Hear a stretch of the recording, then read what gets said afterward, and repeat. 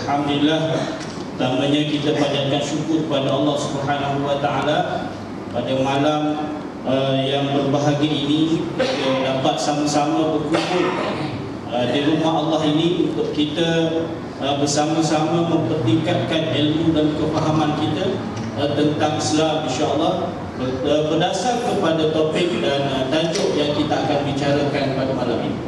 Terlebih dahulu diucapkan ribuan terima kasih kepada pihak Masjid Asy-Syarif Teluk Datuk Banting atas kesudian bekerjasama dengan pihak Lembaga Zakat Selangor untuk melaksanakan program pada malam ini, dan juga dilaikan kepada datuk-datuk, datin-datin, tuan-tuan dan puan, tuan-tuan nazir, pengurusi surau kawasan muslimin dan muslimat yang dirahmati Allah Subhanahu wa taala. Pada malam ini kita akan membicarakan satu topik yang sedang masih lagi kita raikan, iaitulah bersempena dengan peristiwa hijratun Nabi SAW pada 1436 tahun yang lalu. Iaitulah kita akan berbicara berkaitan dengan hijrah dan pengorbanan. Dan satu persoalan yang timbul situ ialah kemanakah kita.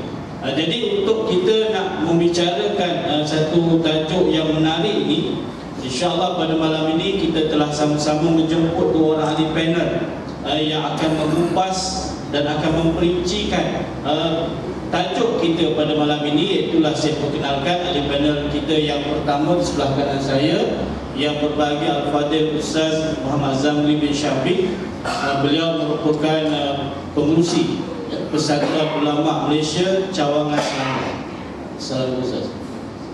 Dan juga anak jati Banting Sejangkang. Silap. Dan anak jati Sejangkang. Jauh dah saya. Jauh. InsyaAllah. Dan ahli panel kita yang kedua, yang saya pun nak perkenalkan pun tuan-tuan mungkin lebih mengenali, yang biasa kita lihat dalam kaca televisyen dan juga radio, iaitu ahli panel yang kedua Al-Fadhil Dr. Ustaz Ruslan bin Muhammad. Beliau merupakan pensyarah di Universiti Melayu dan merupakan pendakwah yang terkenal di Malaysia. Jadi kata macam Allah Subhanahu wa taala, setiap tahun kita apabila tanggal 1 Muharram kita akan mendengar satu ucapan nasyid ataupun ucapan yang menarik. 1 Muharram, detik permulaan perkiraan tahun Islam hijrah, permulaan Nabi dan umat Islam, perjalanan penghijrahan Nabi dan umat Islam dari kota Mekah ke kota Madinah. Atas keyakinan dan iman yang teguh, kaum Muhajirin dan Ansar bersatu, rela berkorban, rela berjuang untuk menegakkan Islam tercinta. Hijrah itu pengorbanan, hijrah itu perjuangan, hijrah itu persaudaraan, hijrah membentuk perpaduan. Oleh itu, mari semua kita sambut hijrah, tingkatkan semangat. Apa lagi? Boleh sambung tadi lah. Panjang kita. Baik, bila menyebut tentang hijrah dan pengorbanan, dan kita setiap tahun yang dah 30 kali 40 kali lah dalam hidupnya mungkin sambut hijrah. Jadi sebagai kalau boleh tahun ni mungkin ada satu perbezaan, ada satu peningkatan berbeza tahun-tahun yang lalu kita sambung hijrah. Jadi sebagai lontaran persoalan yang pertama untuk kita sama-sama fikirkan dan kita ambil untuk, iaitulah saya berikan kepada Al-Fadhil Ustaz Zamri Syafiq sebagai ahli panel yang pertama bila menyebut tentang hijrah ini. Jadi Al-Fadhil Ustaz, mengapakah perlunya kita sebagai umat Islam meraihkan peristiwa hijrah ini, dan apakah pentingnya peristiwa ini dalam kehidupan kita. Terima kasih. Bismillahirrahmanirrahim. Assalamualaikum warahmatullahi taala wabarakatuh. Alhamdulillahi rabbil alamin wal aqibatu lil muttaqin wa la udwana illa 'alal zalimin. Asyhadu an la ilaha illallah wahdahu la syarika lah, wa asyhadu anna Muhammadan abduhu wa rasuluh. Allahumma salli wa sallim ala sayyidina Muhammad wa ala alihi wa sahbihi wa man tabi'ahum bi ihsan ila yaumil. Terima kasih kepada Ustaz Farizal selaku moderator kita pada malam ini. Yang berbahagia Ustaz Ruslan Muhammad, rakan forum. Yang berbahagia Tuan Nazir, ahli kuasa masjid, datuk-datuk, datuk-datin, tuan-tuan dan puan-puan yang dirahmati oleh Allah Subhanahu wa taala. Pertamanya alhamdulillah. Ucapan syukur kepada Allah Subhanahu wa taala kita panjatkan kerana pada malam ini sekali lagi kita diberikan kesempatan oleh Allah Subhanahu wa taala untuk meraihkan suatu hari yang amat penting dalam kehidupan baginda Rasulullah sallallahu alaihi wasallam. Daripada beratus-ratus atau beribu-ribu peristiwa penting yang berlaku kepada baginda Rasulullah SAW, iaitu peristiwa hijrah Rasul. Pada tahun ini kita meraihkan hari ulang tahun penghijrahan baginda Rasulullah SAW daripada Mekah ke Madinah bagi kali yang ke-1436. Dan peristiwa ini disambut oleh umat Islam bagi menzahirkan betapa pentingnya peristiwa ini bagi kita. Sehingga kata Umar Al-Khattab radhiyallahu anhu menjadikan tarikh penghijrahan Nabi sebagai tarikh bermulanya kalender Islam. Umar tak ambil daripada tarikh lahir Nabi seperti mana orang-orang Masihi mengambil tarikh lahir Nabi Isa kononnya, 1 Januari itu kononnya sebagai tarikh lahir Nabi Isa. Jadi tuan-tuan dan puan-puan yang dirahmati oleh Allah Subhanahu wa taala, Umar Al-Khattab mengambil tarikh hijrah. Jadi kalau hijrah di zaman Nabi disebut perpindahan daripada Mekah ke Madinah. Jadi bagaimanakah hijrah bagi kita? Nabi sallallahu alaihi wasallam sebut dalam satu hadisnya, dia kata apa? La hijrata ba'dal fath illa an-niyyah wal jihad. Tidak ada lagi hijrah selepas pembukaan kota Mekah, melainkan niat dan jihad. Dalam hadis ini menjelaskan kepada kita tuan-tuan bahawa sebelum Nabi SAW berhijrah ke Madinah, Nabi telah pun berusaha untuk mencari tapak kepada sebuah kerajaan Islam yang amat kukuh bagi membina kerajaan Islam dan memastikan Islam yang dibawa oleh Nabi itu terpelihara. Nabi pergi ke Habasyah, nak selamatkan sahabat-sahabat dia daripada tekanan orang-orang Quraisy. Tapi bila mana tengok Habasyah jauh sangat, Nabi cuba nak pergi ke Taif. Belum berhijrah, baru survey, baru reki, dah kena balik batu, ditolak oleh orang-orang Habasyah. Nabi tak jadi nak berhijrah. Dan kemudian Nabi berunding dengan beberapa kabilah yang ada di luar Mekah bagi membolehkan Nabi berhijrah. 3-4 kabilah Nabi jumpa. Nabi jumpa Bani Kilab, Nabi puji dia sebab ketua kabilah dia nama Abdullah, tetapi Bani Kilab tolak. Jumpa Bani Syaibah pun tolak juga. Jumpa kabilah Amir Sa'sa'ah, berunding. Nabi ajak dia pertama masuk Islam, yang kedua ajak mereka untuk pertahankan Islam dengan membentuk sebuah kerajaan Islam. Amir Sa'sa'ah tanya, Bani Amir Sa'sa'ah tanya, dia kata apa? Siapa nak jadi pemimpin? Siapa nak jadi presiden? Bila mana kita dah percaya siapa nak jadi presiden? Nabi kata kita serahkan kepada Allah. Oh, dia kata tak confirm kalau macam tu tak payah kata dia. Sebab kalau boleh dia nak jadi presiden. Itu dia. Dan usaha-usaha ini Nabi tak hentikan sehingga Nabi bertemu dengan kaum Aus dan kaum Khazraj yang bersedia untuk menerima Islam dan bersedia untuk bersama-sama dengan Nabi mempertahankan Islam dalam sebuah kerajaan. Kenapa orang-orang Aus dan Khazraj ini tuan-tuan boleh bersedia menerima tawaran Nabi? Sebab orang Aus dan Khazraj ini dah lama dengar tentang kelahiran Nabi Muhammad sallallahu alaihi wasallam, kerana kaum Aus dan Khazraj ini berjiran dengan orang Yahudi. Semua didengar berita-berita Yahudi untuk ceramah. Orang-orang Yahudi dengan Aus dan Khazraj ini bermusuh. Sebab apa? Sebab walaupun mereka ramai, walaupun mereka kuat, tetapi mereka tak dapat nak memerintah Madinah. Sebab apa?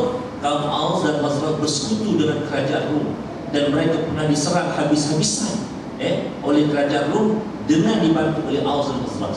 Jadi orang Yahudi tak berani. Jadi orang Yahudi kata, dalam banyak forum dia kata, siaplah Ka'bah dan Khazraj, bila mana Muhammad lahir, kami akan bersekutu dengan dia dan kami akan perangi kau. Gitu.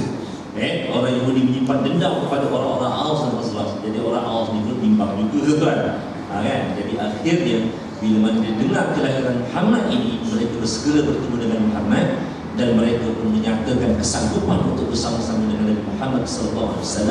Maka di kali itu berlakulah Aqabah yang pertama dan kedua, dan di kali itu jugalah tak lama selepas daripada berlakunya hijrah Rasul. Dan selepas daripada hijrah Rasul berlakunya pembukaan kota Mekah. Maknanya Mekah dikuasai oleh kerajaan Islam yang dipimpin oleh baginda Rasulullah SAW. Bermula daripada peristiwa itu, Nabi kata tak perlu lagi nak berhijrah, tak perlu lagi nak berpindah-pindah. Tetapi yang perlu dilakukan oleh umat, yang pertamanya ialah perubahan niat. Yang keduanya, kalau ada seruan jihad, kita kena berhijrah. Sekarang ni dekat Palestin dengan kabarnya, orang-orang Yahudi, kerajaan Yahudi laknatullah di sana tu sedang menutup Masjid Al-Aqsa. Tutup sehari, lepas tu buka pula. Buka pun orang umur 50 tahun dia boleh pergi sembahyang Jumaat. Jadi andai kata lah kerajaan Selangor ni putuskan orang Teluk Datuk ni semua kena pergi berjihad di Palestin, wajiblah kita berhijrah daripada Teluk Datuk ni pergi ke Palestin. Sanggup ke tuan? Sanggup. Nampak muka cuak je semua. Yang dah fikir semua sanggup. Yang benda-benda belum tentu lagi tu. Kami setiap menjadi janda pula. Jadi kalau diarahkan untuk berhijrah, untuk berjihad, itu wajib berhijrah. Itu jihad akbar, jihad fi sabilillah. Begitu juga dengan jihad ilmu. Oleh kerana dekat Teluk Datuk tak ada universiti yang ada dekat KL, kita berhijrah ke KL. Oleh kerana orang kat Guru Besar tak ada universiti, dia berhijrah dekat Nilai sebab kat situ ada USI. Oleh kerana kat Guru Besar, dekat Ceruk Toko tu tak ada perniagaan, tak ada bisnes yang baik, maka dia berhijrah ke Shah Alam. Jihad ekonomi. Jadi tuan-tuan dan perempuan yang dirahmati oleh Allah Ta'ala, jadi fokus kita pada malam ini ialah tentang azam, tekad kita. Inilah yang perlu kita perbaharui pada setiap masa. Ini yang perlu kita hijrahkan setiap masa. Kenapa tuan-tuan? Sebab Nabi SAW telah membuat satu benchmark yang amat ideal berkenaan dengan kehidupan beragama di zaman baginda Rasulullah SAW. Nabi telah memberikan suatu model yang menjadi penanda aras. Itulah sepatutnya yang kita ikuti. Kenapa saya katakan dia sebagai satu penanda aras yang paling sempurna? Sebab Nabi yang sebut, dia kata apa? Khairul quruni qarni. Sebagai kurun itu ialah kurunku. Jadi selepas daripada kurun Nabi Muhammad, selepas era Nabi Muhammad SAW, kita makin merosot kualitinya. Semakin mengecut. Kalau kita nak banding zaman kita ni tuan dengan zaman Khulafaur Rasyidin, masya-Allah, jauh langit dengan bumi.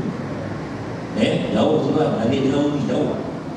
4 orang sahabat yang dijadikan syurga oleh Rasulullah SAW, nak banding dengan kita, langit jauh langit dengan bumi. Jadi sebab itulah kita kena muhasabah sejauh mana kita menjejaki baginda Rasulullah SAW, sejauh mana kita mengikuti sunnah baginda Rasulullah SAW, sejauh mana kita jadi seperti mana para sahabat yang begitu taat kepada baginda Rasulullah SAW.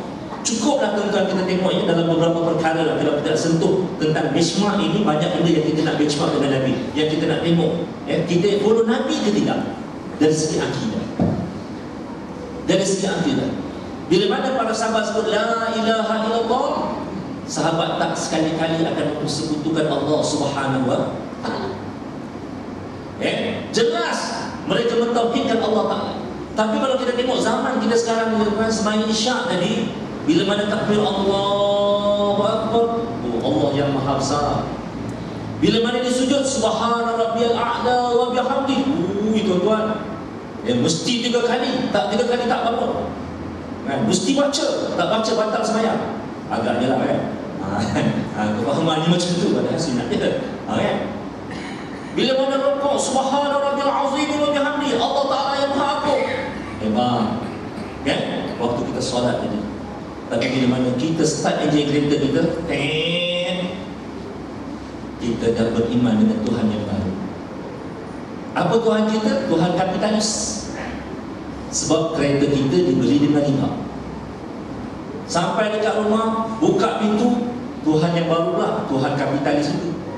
Sedangkan dekat masjid tadi kata, Subhana rabbiyal a'la wa bihamdi, Subhana rabbil azim wa bihamdi, Allahu akbar, inna salati wa nusuki wa mahyaya wa mamati lillahi rabbil alamin. Tapi semua dah berstandard hidup kita. Dekat masjid kita mengesahkan Allah, tapi di luar masjid kita mempersekutukan Allah Ta'ala. Senang aja tuan-tuan. Kaedahnya mudah.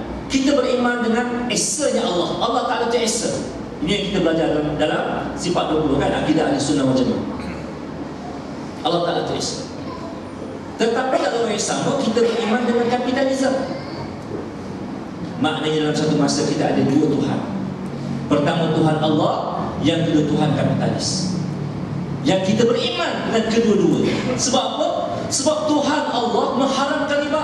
Wa halallahu al-bai'a wa harrama riba. Yang kita puji dekat masjid tadi itu subhana rabbiyal a'la wa bihamdi. Yang kita puji dekat masjid itu subhana rabbil azim wa bihamdi. Yang kita puji dekat masjid Allahu akbar kabira walhamdulillahi katsira. Dia mengharamkan riba. Tetapi kita keluar masjid, kita menghalalkan riba. Bukankah itu syirik? Bukankah itu syirik? Nampak? Bezanya kita dengan sahabat. Beza kita dengan sahabat. Sahabat bila mana dia menyembah Allah Ta'ala yang esa di masjid, di luar masjid juga dia menyembah Allah. Dia meninggalkan riba. Bila mana Allah Ta'ala haramkan arak, Umar Al-Khattab sedang pegang dengan cerita, tengah pegang gelas arak sebab waktu tu arak belum diharamkan. Turun tu ayatnya, turun pengharaman arak secara mutlak. Innamal khamru wal maisir wal ansab wal azlam rijsun min amali syaitan. Pak, terus lempar. Tak banyak tanya. Kalau sekarang, why? Kena jelasi why ni kan? Adik, tak boleh pakai surat pendek. Kenapa? Why? Kenapa? Letih orang tu nak cakap. Sahabat-sahabat Nabi dulu, dengar taat, dengar taat, dengar taat. Nabi bagi tahu dengan sahabat, wahai sahabat-sahabatku, di akhir zaman nanti maksiat akan datang daripada bumbung-bumbung rumah. Sahabat dah tanya, macam mana ya Rasulullah? Betul ke? Tak ada. Terus terima riwayat. Sekarang ni kita tengok kan, bagaimana maksiat datang daripada bumbung rumah. Datang daripada channel Astro kita, dari Astro kita tu, daripada antena TV kita, daripada kita punya wifi, streamix, di situ masuk maksiat dalam rumah-rumah kita. Sahabat-sahabat tak query, terus beriman. Nampak bagaimana pegangan akidah kita pada hari ini. Hari ini bukan hanya sekadar kita beriman dengan Allah dan beriman dengan kapitalisme, sekularisme. Kesan daripada syirik yang berpanjangan ini, lahirlah kelompok yang dikenali sebagai liberalisme, yang berpendapat bahawa tidak ada kebenaran yang mutlak. Hatta daripada Allah pun tak mutlak. Boleh bincang, boleh bincang. Daripada liberalisme lahir pluralisme. Lahir daripada pluralisme agnostik. Ini yang latest, yang terbaru. Walaupun kalau kita kaji agnostik ni sejarahnya panjang. Dalam zaman kerajaan Islam zaman lampau pun dah ada dah. Agnostik ni kalau dalam dekat laman web dipopularkan adalah Ibn Waraq. Agnostik ni dia adalah satu aliran pemikiran yang berada di tengah-tengah antara teis dengan etis. Teis ni kelompok orang beragama. Etis orang tak percaya agama. Betul. Jadi antara etis dengan teis, agnostik. Agnostik ni dalam bab akidah disebut sebagai kelompok yang waham dan syak. Dia percaya dengan Tuhan tetapi tidak mempercayai. Ini Ustaz percaya tapi tak percaya ni macam mana? Jadi dia pakai kopiah serupa macam kita, pakai jilbab serupa macam kita. Sebab apa? Sebab dia tidak mahu dilihat sebagai tidak beragama. Tetapi dia tak beragama. Dia tak percaya. Dia percaya Al-Quran, tetapi dia tak percaya Al-Quran itu datang daripada Allah, tetapi datang daripada Nabi Muhammad yang genius. Dia percaya Muhammad itu genius, ahli falsafah yang hebat. Ini yang berlaku di kalangan generasi muda. The Star beberapa bulan yang lalu mendedahkan berbual seorang wartawan dengan seorang agnostik. Dia berjilbab, tetapi bila ditanya, kenapa awak berjilbab? Saya nak menyembunyikan identiti saya. Dan kalau kita selusuri lagi, maknanya inilah yang dikatakan sebagai golongan munafik. Zahirnya dia beriman kepada Allah, tapi hatinya kufur kepada Allah Subhanahu wa Ta'ala. Ini kesan daripada krisis keyakinan kepada Islam. Mula-mula krisis saja, krisis keyakinan saja, tapi dia tak murtad, tapi dia tak menafikan. Contohnya bila mana kita kata kita kena melaksanakan sistem perbaikan Islam. Ustaz, betul Ustaz, boleh Ustaz. Orang Cina, India makan riba, kita tak makan riba. Macam mana kita nak untung Ustaz? Boleh ke untung Ustaz? Nampak? Krisis keyakinan. Kita kena laksanakan undang-undang jenayah Islam. Boleh ke Ustaz? Ada Cina, ada India, ada Keling, boleh ke Ustaz? Ini krisis keyakinan. Tetapi dia masih lagi semayang, dia masih lagi percaya pada Allah Ta'ala. Tapi kemuncak pada krisis keyakinan dia akhirnya dia langsung tidak mempercayai apa yang dikatakan oleh Allah Ta'ala dan Rasul. Ini dari segi akidah. Jadi kalau beginilah keadaan akidah kita, so ayo kita berhijrah. Kita kembali kepada ajaran yang oleh baginda Rasulullah SAW. Begitulah juga tentang bernegara, tuan-tuan. Nabi SAW berhijrah sampai ke Madinah, tegakkan negara Islam Madinah, dan Nabi Muhammad sebagai Presiden of Madinah State. Tetapi berapa puluh tahun orang-orang Islam selepas kejatuhan kerajaan Osmaniyah pada tahun 1924 menafikan bahawa dalam Islam ini ada siasat. Kebanyakan orang-orang Islam berpendapat siasat dan Islam itu dua benda yang berbeza, macam minyak dengan air. Sebab apa? Siasat dipotong, Islam suci. Mana boleh benda yang kotor dicampurkan dengan benda suci. Inilah pegangan kebanyakan orang-orang Islam. Sedangkan Nabi Muhammad SAW dalam misi melobi dia nak menegakkan negara Islam, Nabi minta seruan dia pertama mengajak mereka memeluk agama Islam, yang kedua mengajak mereka untuk bersama-sama mempertahankan Islam dengan menubuhkan semua kerajaan Islam. Ini lobi Nabi kepada kabilah-kabilah yang di luar Mekah. Dan akhirnya Nabi berjaya membina kerajaan bersama Aus dan Khazraj. Tetapi tiba-tiba kita menyambut Mak Hijrah pada setiap tahun kita menafikan, tidak. Jadi peranan hijrah kembali kepada apa yang dibawa oleh baginda Rasulullah SAW. Macam tu juga dari segi ekonomi. Macam tu juga dari segi ekonomi. Di zaman Nabi SAW, zakat ini kebetulan lembaga zakat yang anjur, kita sebut zakat sikit. Zakat ini sebagai sumber pendapatan negara. Sumber pendapatan negara. Dia diurus oleh Baitul Mal. Sekarang ni pun Baitul Mal juga lah yang urus. Tetapi dia tak jadi pendapatan negeri. Dia tak jadikan sebagai pendapatan negara. Pendapatan Baitul Mal yang dihasilkan daripada kumpulan wang yang disatukan. Di zaman baginda Rasulullah sebagai pendapatan negeri. Zakat menjadi takaful kepada umat.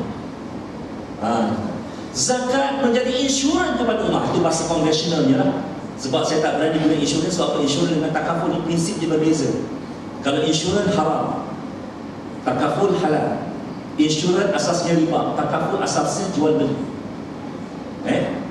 Jadi orang-orang insurans itu marah, Ustaz tak boleh sebut insurans Islam. That's wrong, totally. Tak ada insurans Islam, sebab insurans confirm haram. Jadi nama yang betul takaful. Okey, sebut takaful lah. Tapi kalau dekat luar negara, dia nak sebut takaful, orang tak faham. Jadi dia sebut insurans Islam. Okey lah, tak apalah, itu dari segi istilah. Tetapi nak cerita bagaimana zakat di zaman itu menjadi takaful kepada umat. Kita hari ini faham zakat apa? Zakat fitrah, bulan puasa, emas sampai ke lengan, ladang berapa sawit, beratus-ratus ekar, bisnes berbilion ringgit. Kita rasa relax, tak bayar zakat ke? Kita bayar ke? Kita bayar ke? Bukan ke zakat ni zakat fitrah saja. Berapa ringgit? RM7, RM20. Itu dia. Itulah yang kita faham. Untuk siapa zakat ni? Untuk fakir miskin. Yang kita faham, tuan-tuan, saya katakan zakat ni sebagai takaful, sebagai jaminan kepada kita. Sebab apa? Sebab tak ada siapa kalangan kita ni yang boleh jamin besok dia masih kaya. Siapa-siapa boleh jamin besok dia masih duduk rumah banglo dia dekat Taman Terdatuk, Taman Seri? Boleh jamin? besok Ustaz saya tetap duduk dekat istana saya, boleh? No pergi. Tak ada siapa boleh jamin. Tetapi siapa yang boleh menjamin hari esoknya? Zakat. Tuan-tuan, hari ini kita jutawan, tak mustahil besok kita bankruptsi. Tak mustahil besok kita jadi miskin bapa kedana. Rumah hangus, rentung, rumah kena rompak, habis semua buat lain. Besok kita jadi miskin, hari kita kaya raya, besok jadi fakir.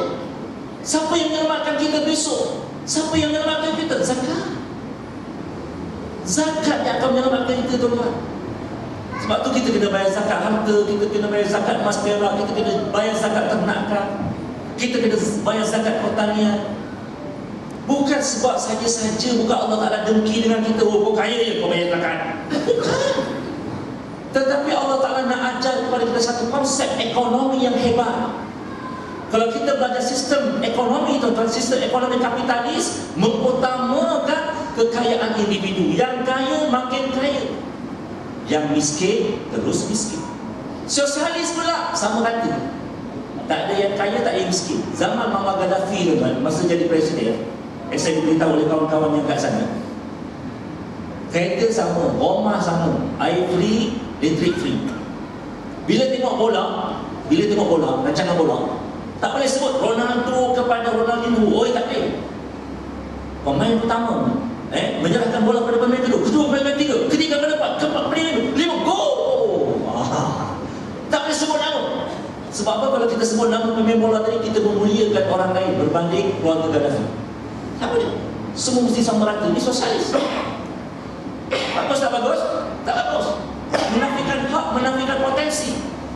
Islam datang membawa sistem ekonomi yang wasatiyah, yang seimbang. Tuan-tuan tengok bagaimana model wasatiyah dalam ekonomi Islam. Tengok dalam ibadah korban cukup. Dalam ibadah korban, yang boleh korban ni orang miskin ke orang kaya, tuan-tuan? Orang kaya. Orang kaya dia yang boleh korban. Orang miskin tak mampu nak korban. Lembu sekarang dah 3,800 tak? Kalau tak kaya tak boleh, tuan-tuan. Kalau orang kaya pun share 3,800 bahagi dengan 7. Itu boleh sikit lah. Orang yang pertengahan. Tetapi tuan-tuan, bila mana orang kaya yang boleh korban, siapa yang makan? Orang miskin makan, orang fakir makan, orang kaya pun makan. Orang yang boleh korban pun makan miskin. Do you understand? Faham tak faham? Bagaimana Islam mengatur ekonominya tadi? Islam tak menafikan potensi orang untuk kaya, tetapi kekayaan tadi akan dinikmati bersama antara orang kaya dan orang miskin. Pendekatan yang wasati antara kapitalisme dengan sosialisme. Ini kalau kita bercakap tentang ekonomi. Bayangkan tuan-tuan bermusafir, tiba-tiba wallet tuan-tuan hilang, kena ragut, kereta pancit tengah jalan. Pada waktu itu kereta masak tengah jalan, tengah highway, tuan-tuan, panas tengah hari, tiba-tiba tuing datang, teng. Kereta rosak je. Ya, okey, buat ke bengkel je, boleh. Tak ada duit ni, tak apa, don't worry. Kau angkat, tuing angkat, ke bengkel. Sampai kat bengkel, abang macam mana ni bayaran? Oh tak apa, free of charge. Siapa bayar? Lembaga zakat selama bayar. Apa perasaan tuan-tuan pada waktu itu? Apa perasaan kita pada waktu itu? Atas nama Ibn Sabil, betul tak Ustaz? Ibn Sabil. Allah pada waktu itu rasa, ya Allah, terima kasih ya Allah, aku bayar zakat 2,5% saja ya Allah, tapi Masya Allah aku dilindungi. Di mana aku pergi? Protect by zakat. Allah Akbar. Di mana Muslim berada, protect by zakat. Siapa yang bina sistemnya? Allah. Siapa yang ajar pada kita? Rasulullah. Model yang terbaik di zaman baginda Rasulullah SAW. Dalam zakat ada amil. Amil yang apa, teman-teman? Amil ni satelit tak? Allah. Tapi kita sekarang ni satelit kita berbunyi setahun sekali je. So kita nak hijrah hari. Nak hijrah supaya jadi amil macam zaman Nabi SAW. Dia jadi penggela. Amil kita sekarang di mana? Di surau-surau. Bila mana ada sahaja kebakar, ada sahaja musibah, ada sahaja orang kaya jadi miskin, ada sahaja orang yang perlu bayar zakat, alamnya akan bergerak, alamnya akan bunyi pang. Siapa yang akan datang dulu? Masjid yang akan datang dulu. Wah, kenapa? Rumah terbakar, ya Allah kesiannya semalam di kaya raya, sekarang jadi miskin apa dan bantuan zakat. Pakai duit masjid dulu kan. Sebab apa? Segera. Setelah itu hari Ahad, dapat Ustaz Farizal tutup. So hari Senin Nazir pergi dapat Farizal besar. Semalam ni ada kebakaran. Dulu di kaya raya, hari Sabtu di kaya raya jutawan. Hari Ahad dia jadi miskin apa dan so kita tolong lah. Masjid tolong, tapi tak cukup Ustaz. So minta Muhammad Ustaz Farizal tahu dia boleh. Nampak? Amil menjadi penggerak, masjid menjadi satelit, menjadi main semua untuk menerima segala signal yang kita dapat daripada Amir.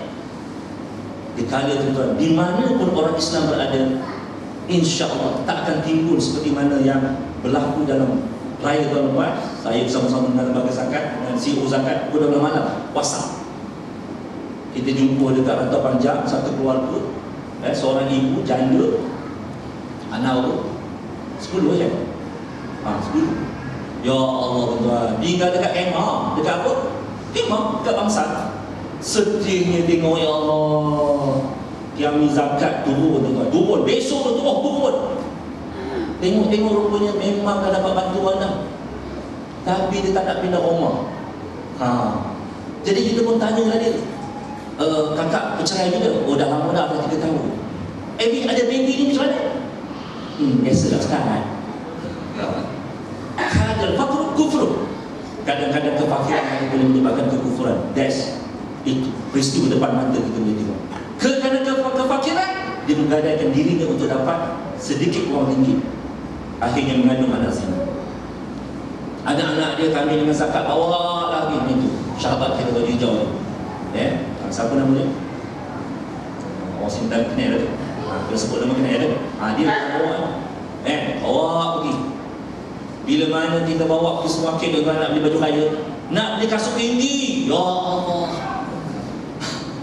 Kadang fakrul kufur. Kita nakkan pakai baju yang lama, tak beli baju yang sekat-sekat. Allah. Hari ini orang bukan miskin harta tapi miskin iman. Jadi macam mana? Jadi saya fikir saya mengambil masa yang panjang dalam mukadimah ini. Tetapi aku pun kesimpulannya saya nak beritahu pentingnya hijrah Rasul ini ialah dia sebagai benchmark. Dan apa perlunya untuk kita perlu hijrah. Hijrah niat. Macam mana hijrah niat? Muhasabah di mana kita sekarang? Bagaimana kualiti iman kita sekarang? Bagaimana kualiti penghayatan syariah kita sekarang? So bila mana kita sedar kita tak sama dengan Nabi, ayo berhijrah supaya kita boleh bersama-sama dengan Nabi Muhammad SAW di dunia dan di hari akhirat nanti. Wallah. Total di mata Allah SWT.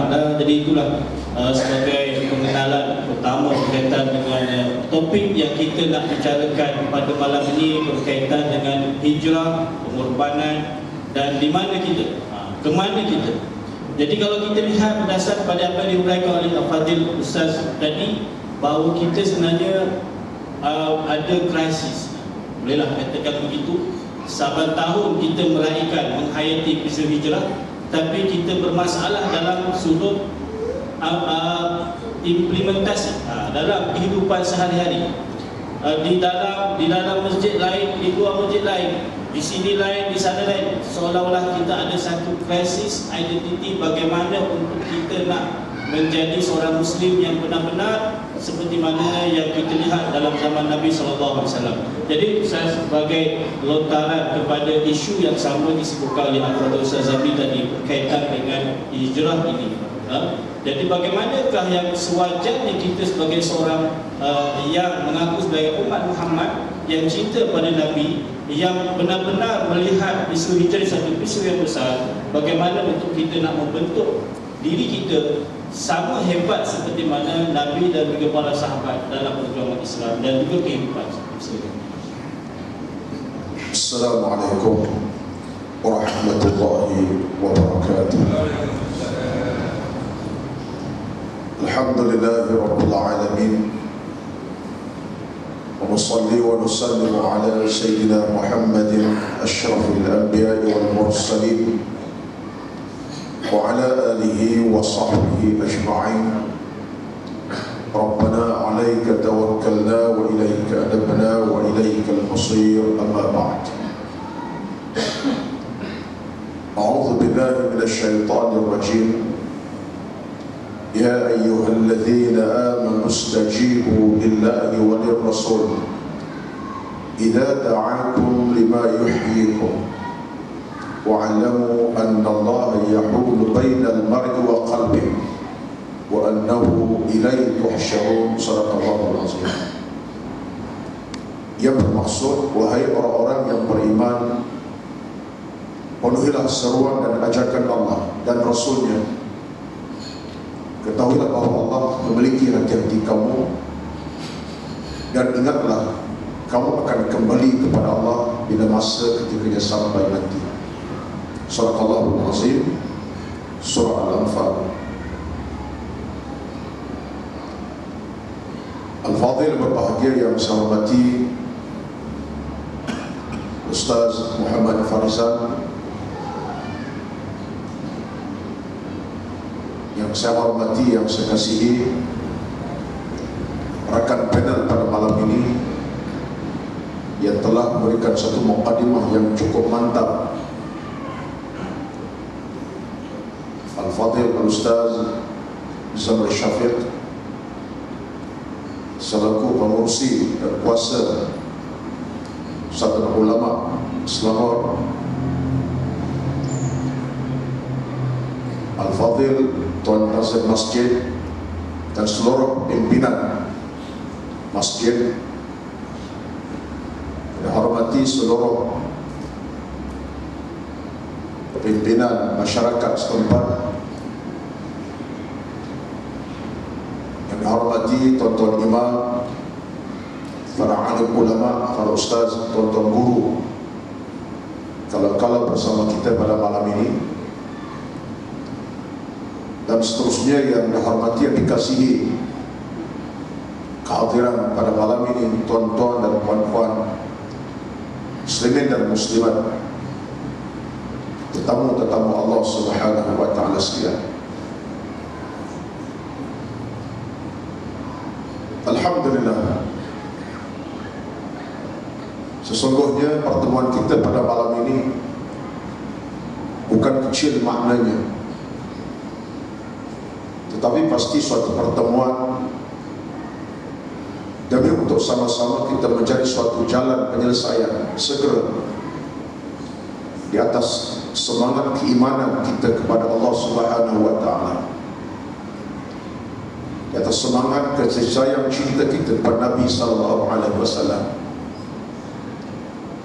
demi untuk kita terus berpegang dengan Islam yang kita anuti dan terus beramal dengan Islam yang kita amali.